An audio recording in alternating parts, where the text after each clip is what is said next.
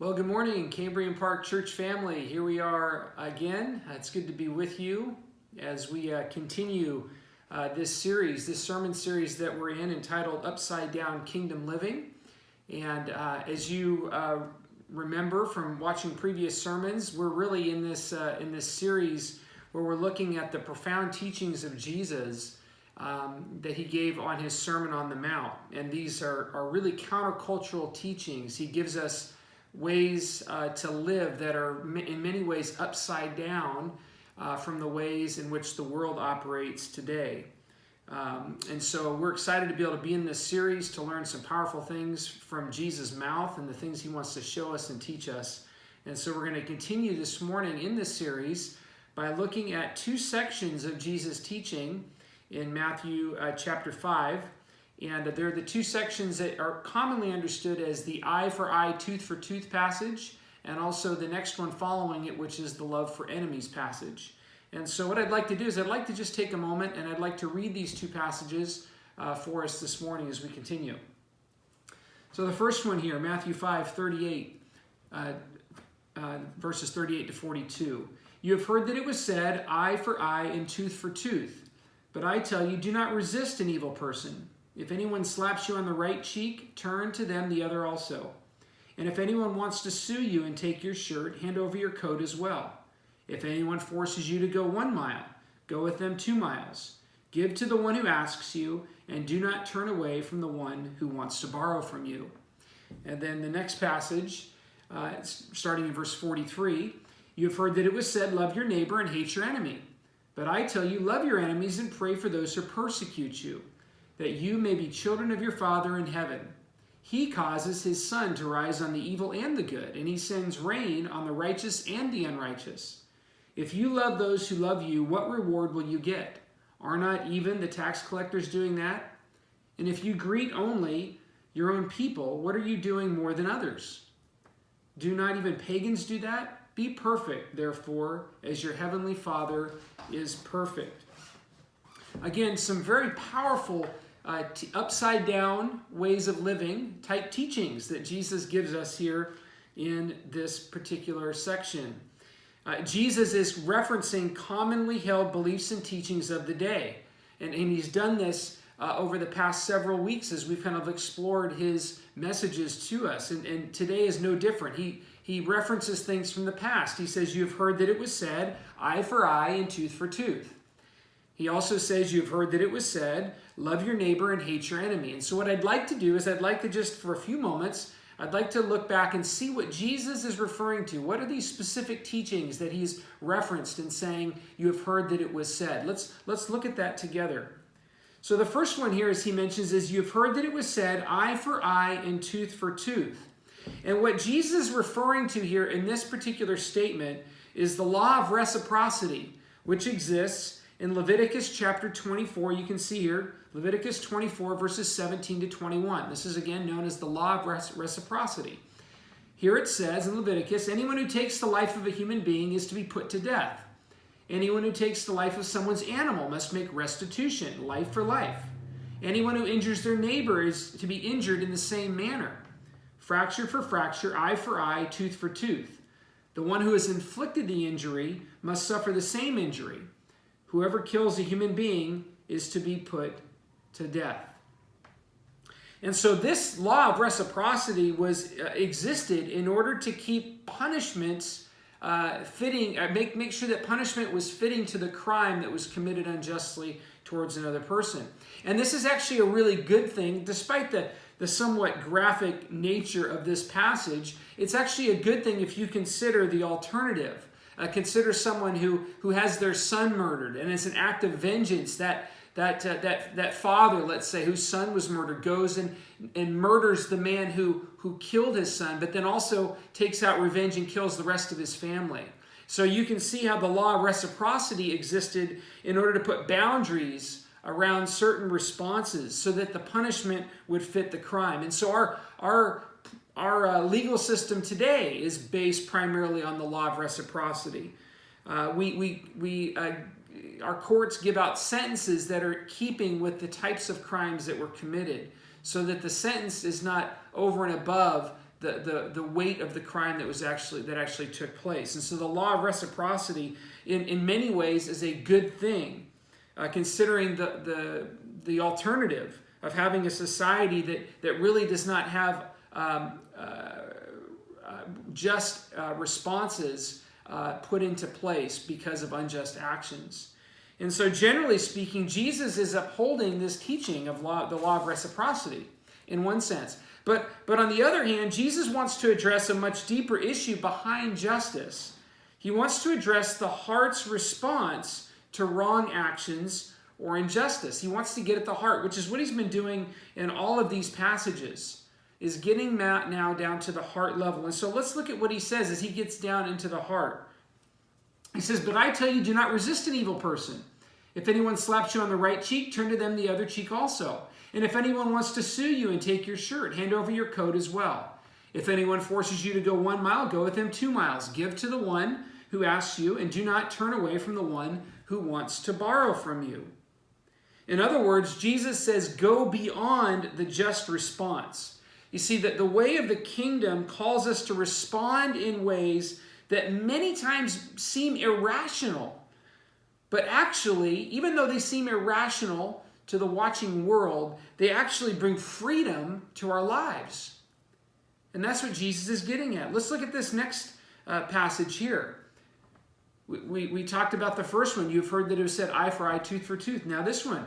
You've heard that it was said, love your neighbor and hate your enemy. This is in Matthew 5:43. And so again, Jesus is drawing another connection. You've heard that it was said. He's drawing another connection back to Leviticus in a particular passage referring to loving your neighbor. And it's found in Leviticus 19, verse 18. Do not seek revenge or bear a grudge against anyone among your people, but love your neighbor as yourself. I am the Lord.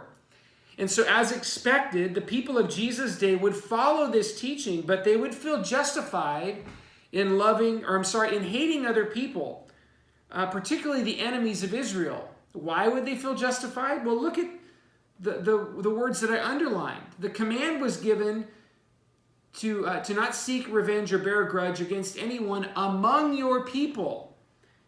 And so there was a saying that then developed out of this, that you're to love your neighbor, but you're allowed to hate your enemy because they're not among your people. And so Jesus, again, wants to go beyond this. He wants to address the heart. And again, look at what follows this previous verse from Matthew 5:43. He says, "But I tell you, love your enemies and pray for those who persecute you, that you may be children of your Father in heaven." You see, it's not enough to only love those who do right by you, but we're called to love those whom you don't like, those that don't like you, and those that are considered your enemies. This was Jesus' teaching then, and it's his teaching now. And so again, the way of the kingdom calls us to respond in ways that many times seem irrational, but again, bring freedom to our lives. And so let's take a look for a moment and see what is it that Jesus is really teaching us in these passages. Let's get down to the practical realities here. What is Jesus really trying to teach us here in these passages? Well, the first thing he wants to teach us is that Jesus wants us to love unconditionally like he does. He wants us to love unconditionally like he does. Look again at this passage. It says, he causes his sun to rise on the evil and the good and sends rain on the righteous and the unrighteous. He says, if you love those who love you, what reward will you get? Are not even tax collectors doing that? And if you only greet your own people, what are you doing more than others? Don't even pagans do that? You know, we all experience the gifts and the blessings of the sun and the rain. No matter whether or not, as the passage tells us, no matter whether or not we love God, hate God, or are indifferent towards God, God is generously loving to all of us. And this week, right, has been a powerful example of this. This past week, it's been a beautiful week with a mixture of sun and clouds and rain. Each day, it seems like there's been, warm sunshine and a cool breeze and then rain to follow, and then the cycle repeats. And so God has given us a tremendous gift and a blessing. And people all around us, even in the midst of this coronavirus situation, people are outdoors and they're walking and they're enjoying the outside, being able to take in the beauty of the sun and the rain and the beauty of creation around us. And so God models generous love towards all of us as people, all of us as human beings. And he calls us to model that kind of generous love towards other people. Again, he says that it's easy it should be easy for us to love those who love you back. And even though we know that that's hard for us sometimes to love those who already love us. He says, but that's easy. He says it's harder to love those that are your enemies, that hate you. And yet we're called to a different type of love. We're called to that kind of love, a love that loves our enemies, a love that loves generously like God does. And so how do we do this?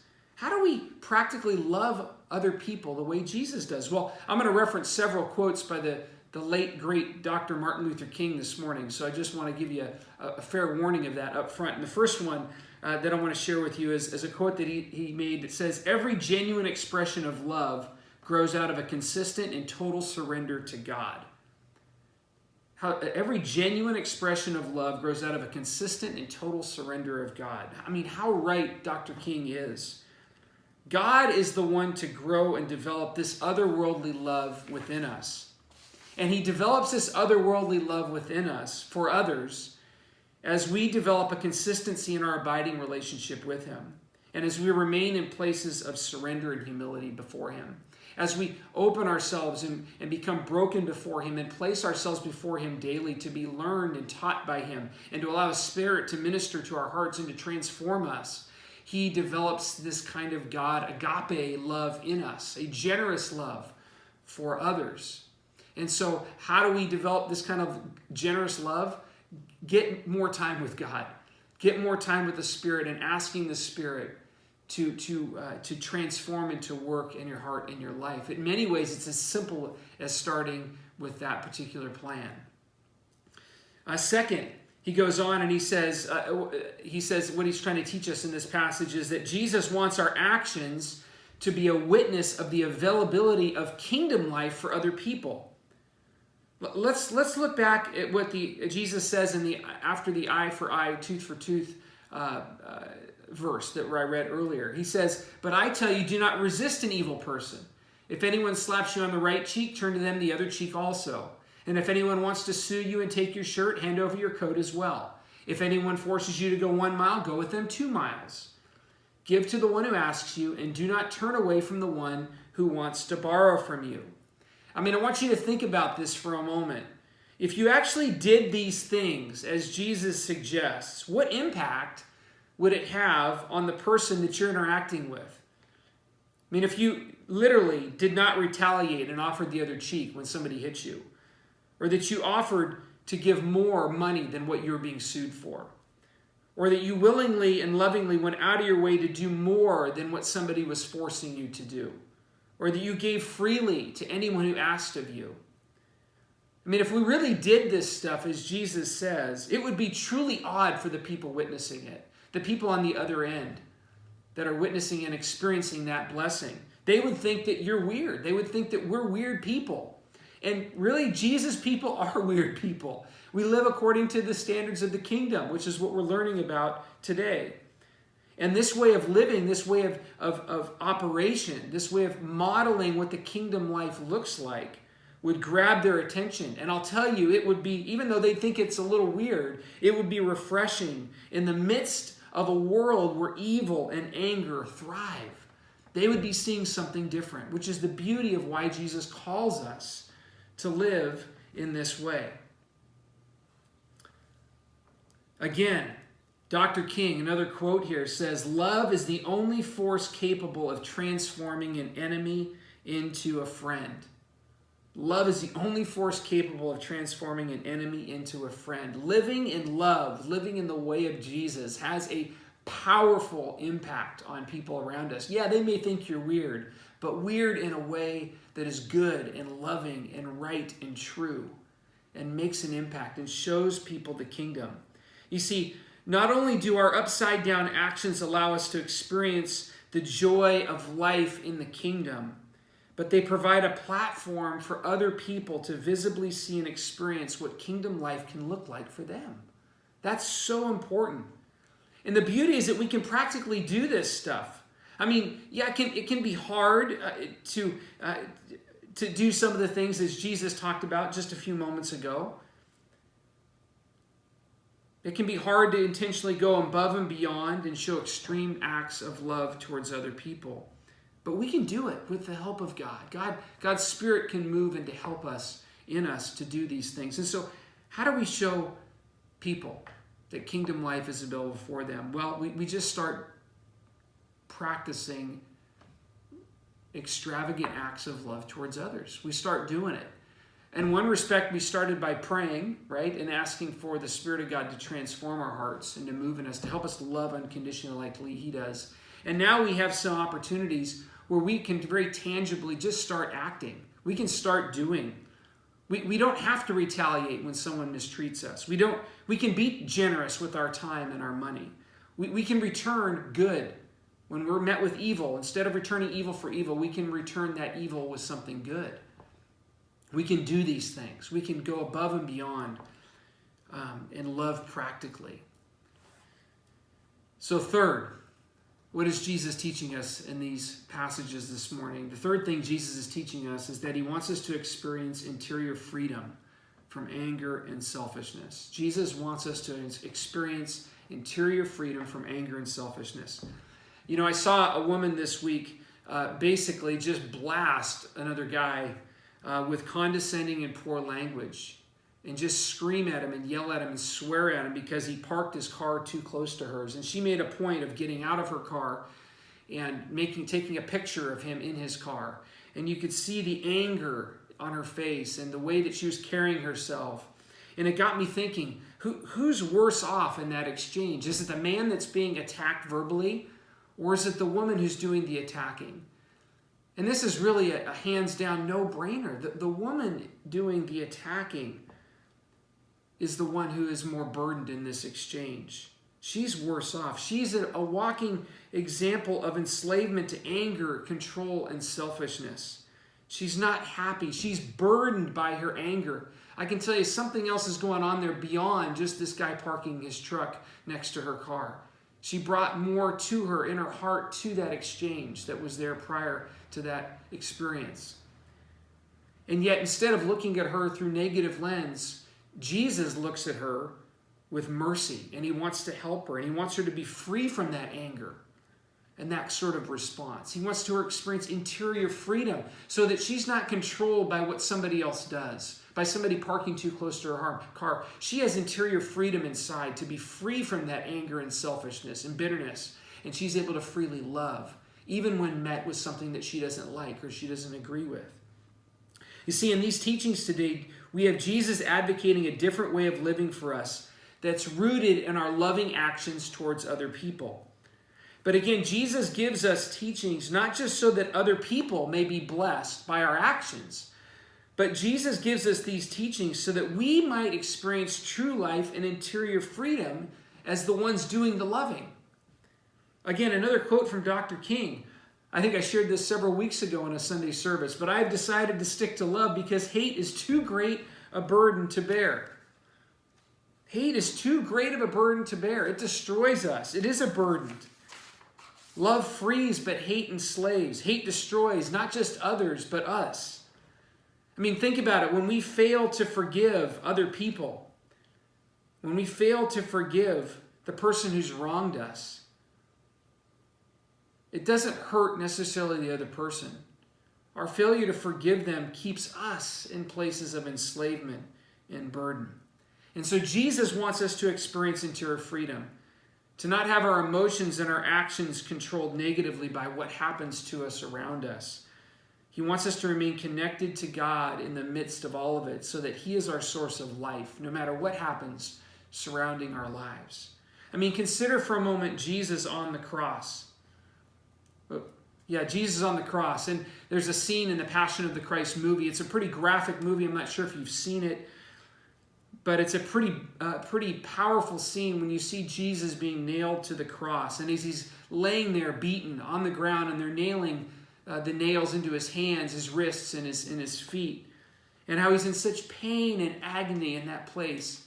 And all that He can muster out of His cries and out of His anger, or not His anger, the irony of me making that statement, out of his anguish, is not anger, but extreme love for his captors, and how he prays and he musters up as much energy as he can to ask his Father to forgive them, for they don't know what they're doing. And you see this expression of love and power. That response of Jesus can only come from a place of interior freedom, that he is set free inside to truly be God's servant, to be free from anger and selfishness and hatred when things are going wrong for us or if the people have done wrong to us. I mean, if we were in his place laying on that ground, a lot of times we might not thinking about asking God to forgive those people that are hurting us. We may be thinking about trying to call curses down from heaven on them so that they'd be wiped out for what they were doing. But yet Jesus doesn't respond that way. And so how do we gain interior freedom from anger and selfishness so that we can live more freely? Well, again, friends, we ask God to work and transform us. And as he does this, he helps us to see ourselves and other people the way that he does. Again, we ask for his help, that we would be free from the emotions of anger and selfishness when things happen negatively to us. We need his help to do that.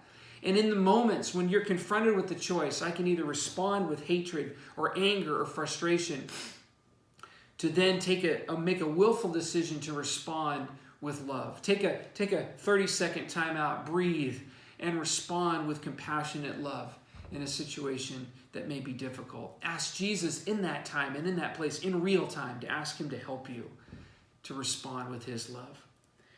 And so my prayer for each of us is that we would model our lives after Jesus and his teaching here, that we would love unconditionally like he does, that our lives would be an example of Jesus' life and what that life looks like and how it's available for other people, and that we would be interior free people, free from anger and self-absorption, and we're able to live truly in freedom to love ourselves and love others the way that God does. This is the way of the kingdom. This is the life that Jesus has called us to. And so that is my prayer for us. And I'd like to close our time with a prayer as well. Jesus, we again come to you and ask for your help and your strength to do this. Give us the opportunities, not only as we pray and ask for your transforming work, but in real time as we're confronted with opportunities to love extravagantly and to not respond with anger and selfishness to wrong done towards us. Would you give us the strength in those places to act well, to respond with your love? We ask that your Spirit would remain so present to us that when we're confronted with times to respond with anger or hostility or to love extravagantly, that we would pay attention to that still small voice, Spirit, that you would show us the way, that you would help us to walk into that way obediently. We love you. We ask for your help in Jesus' name. Amen. Well, I hope you have a good rest of your week, and we'll look forward to seeing you again next Sunday in the same format. Have a great rest of your week. God bless. Bye-bye.